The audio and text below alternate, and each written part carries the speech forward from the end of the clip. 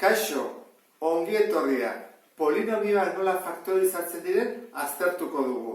Baina leheneko jakin behar dugu zer den faktorizatzea polinomio bat. Hau da, ahalik eta maila txikieneko polinomioen biderketa gisa adieraztea. Orduan, hau baldin bada polinomioa, jarri beharko dituzte biderkagai moduan. Ahalik eta txikiena zein da lehenengo mailako izatea. Baina batzutan gertatzen da, adibidez hau hasten baldin bagera, faktorizatzen ezin faktorizatu. Horra esango genuke hori polinomio lehena dela, edo laburt ezin delako deskomposatu, ezin delako faktorizatu. Eta nola faktorizatzen den, jakiteko sistema bat azalduko dizut. Lau prozedura ditugu, goitik bera, lehenengo galdetu beharko genuke, ea biderkagai komuna atera daiteken. Ondoren, Ruffiniren erregela aplika daiteken, eta errabak aurkitu edo ez. Labur bidezko formulak ere badakizkigu. Horran, hori erabili daitezke azkarrago egiteko, ezta? Eta azkenik, ezin dugunean aurreko bidea jarraitu, geldituko ditzaiuke bigarren mailako ekuazioen formula. Eta horrek esango digu azkenean, faktorizatu daiteken edo ez. Hasiko gara honekin.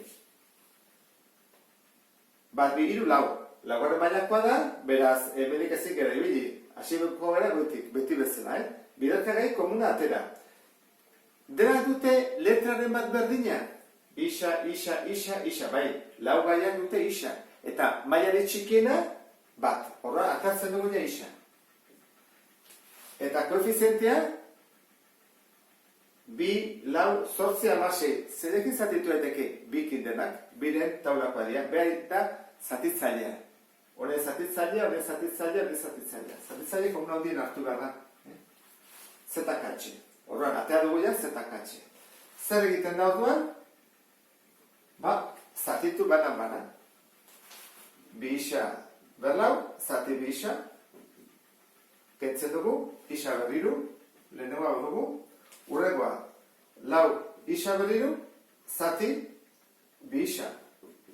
Lau zati bi, eta iruken bat, bi.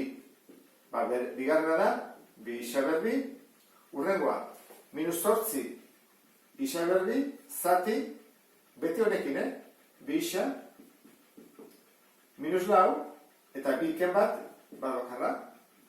Ikusten duzu bezala, gestaera. Iru, bi, bat, orain gaituko zaigu askea. Minus hamasei isa, zati, bi isa. Isa joaten dira, minus hamasei, zati bi, minus zortzi.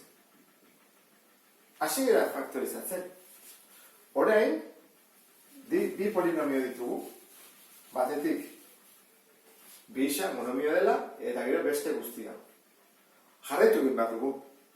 Hemen ja lortu dugu, lehenengo mailako delako. Hau, hirugarren mailakoa denez, jarraitu bat dugu zerbait egiten. Lehenengo bidea agortu dugu. Ezin dugu ja biderkagai komuna atera. Asko bainake Ruffinirekin. Jarriko ditugu, hauen koefizienteak. Bat, bi, minus lau, minus zortzi. Bat, bi, minus lau, minus zortzi. Gure arazoa da, izan bat dula, zortziren zatitzailea. Eta asko daude. Bat, bi, lau eta zortzi. Minus zortzirena.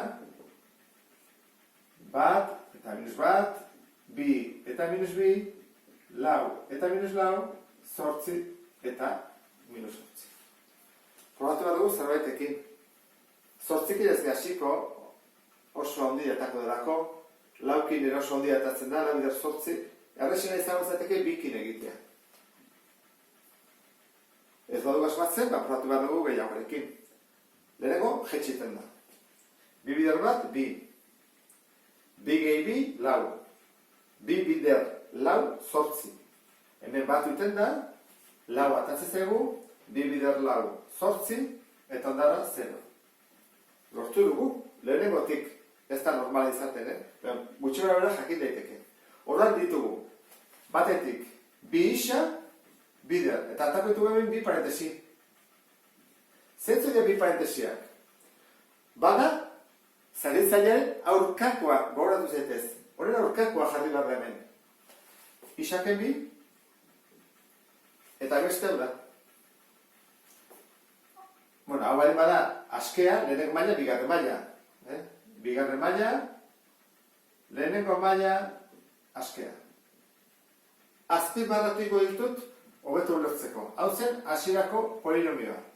Eta ditugu, 1, 2, eta 3. Gertatzen dela lehenengo mailakoa, beraz ezin da gehiago faktorizatu, hau ez, bai hau posible da, bigarren mailakoa delako.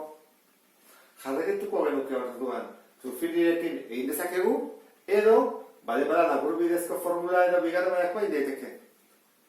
Ez da kontatu zean, labur bidezko formulakin egin dezakegu. Zagozateko horrela. Honen emaitza da. Orduan, alderaz izango dugu. Hau atatzen da. Orduan, gedituko dizeguke. 2 isa, 2 der. Isaken 2, eta gero hemen, isa gehi 2, behar 2. Faktorizatu dugu. Beste bideak ere ondo goliateke, hemendik eta hemendik ere bai. Zerrofinikin egiten badugu ere atako litzaiguke. Adibide honetan 3 prozedura erabili ditugu. 1, 2 eta 3. Orain beste adibide bat egingo dugu, beste bide batzuk eta prozedurak ikusteko.